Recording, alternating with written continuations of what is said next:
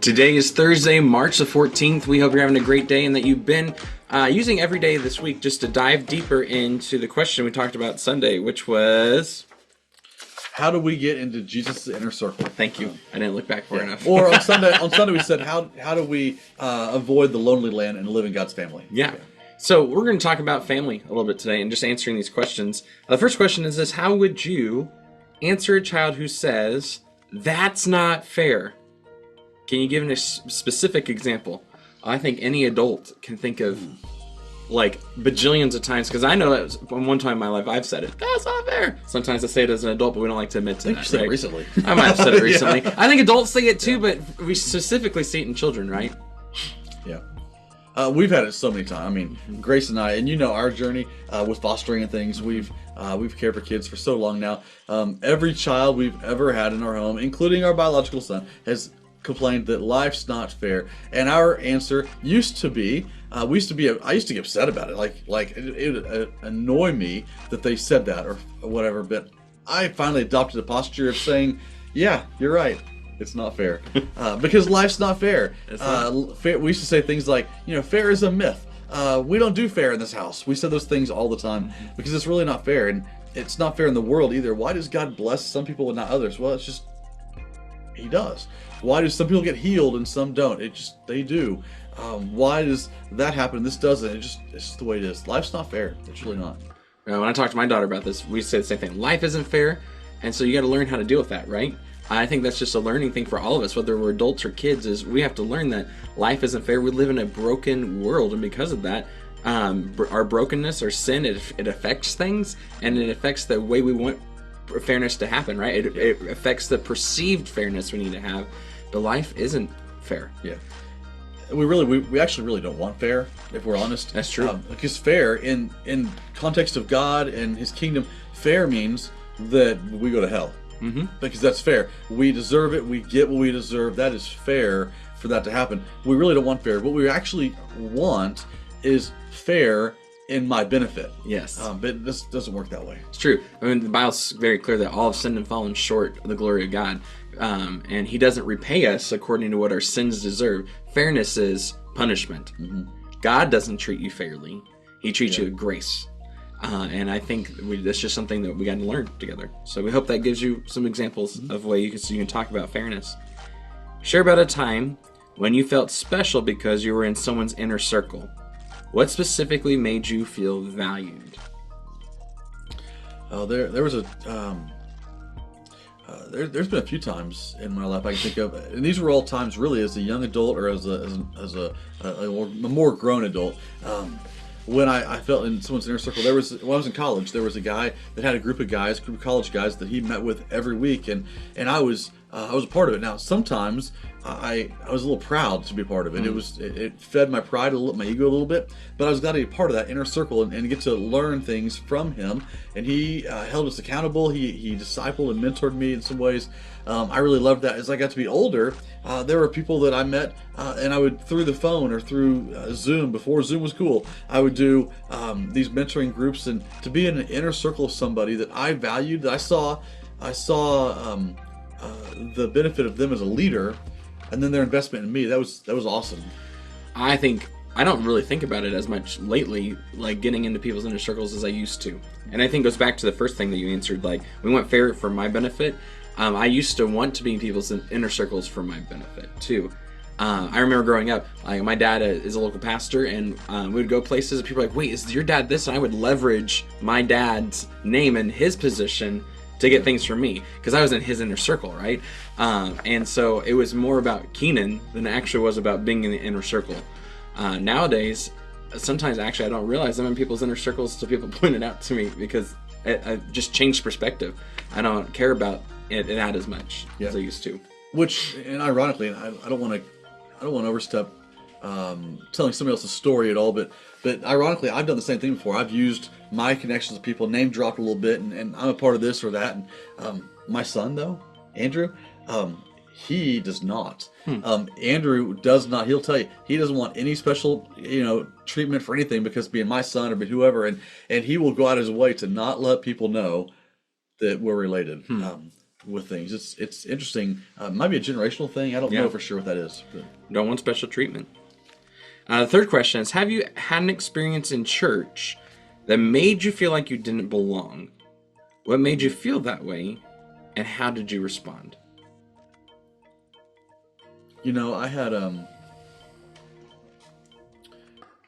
don't know the exact what it's looking for in the question, but I had an experience when I was in Indiana, the church, where the church went through a split there, and it was a weird moment for me because I was on staff. I was the student minister for the church, and I should have felt like I belonged, but half the church didn't want us to belong. It was a weird thing where you'd walk into a room and this half wanted you there and that half didn't want you there, and it was confusing to a younger guy. To me as a younger guy, it was confusing to me, and really left me with a lot of questions about the church and about kingdom stuff.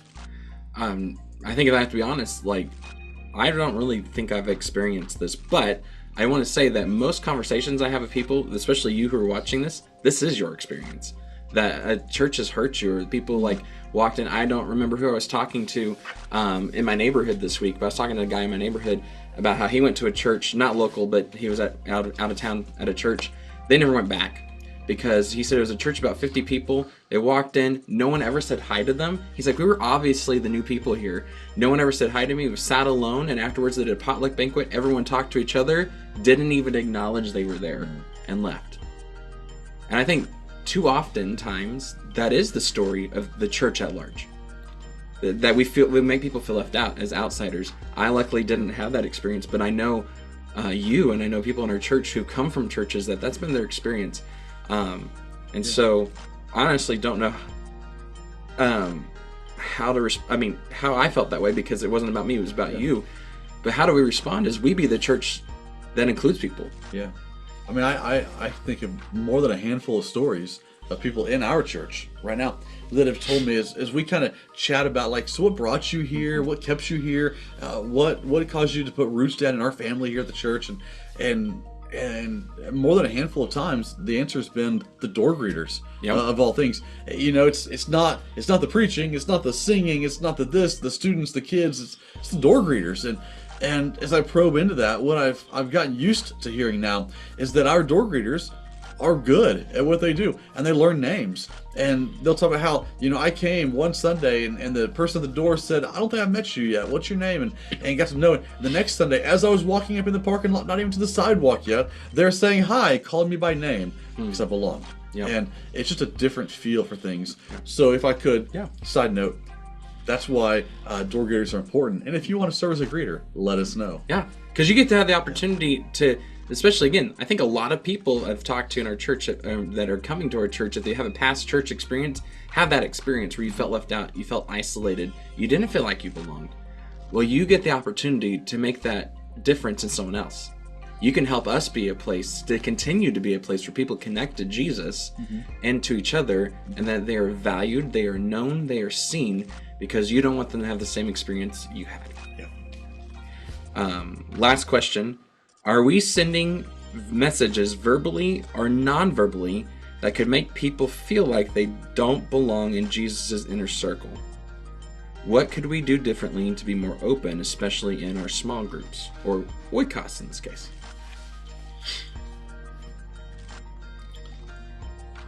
I don't know.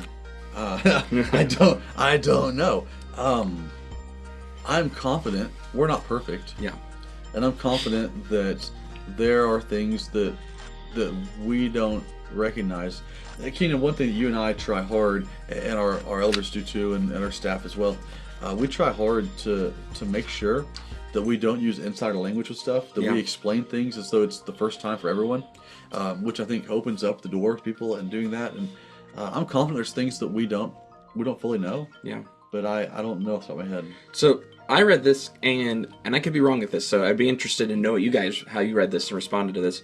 As I was just reading, I took it from a point of, like, to belong to Jesus, his inner circle, means that you belong, right?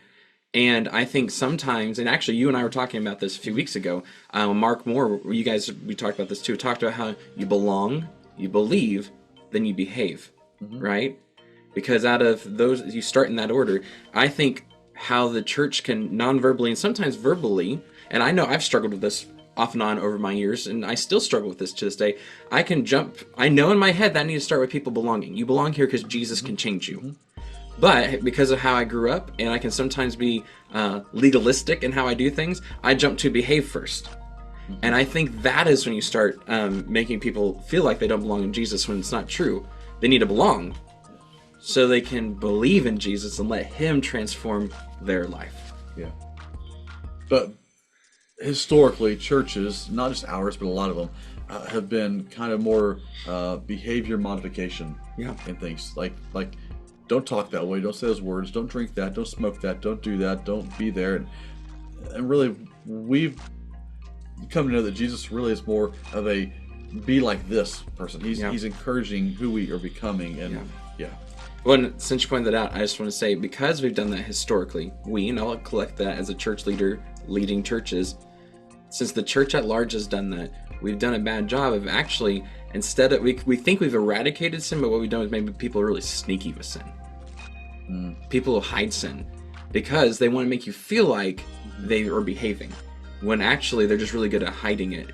And when you do it the other way, when you do it the way Jesus has called you to do it, where you belong and then you believe, your problems are known, but then you can surrender those problems, and then we can celebrate together the transformed life. But when you do it reversed, you're just sneaky and good at hiding, and that's the culture we end up by mistake making.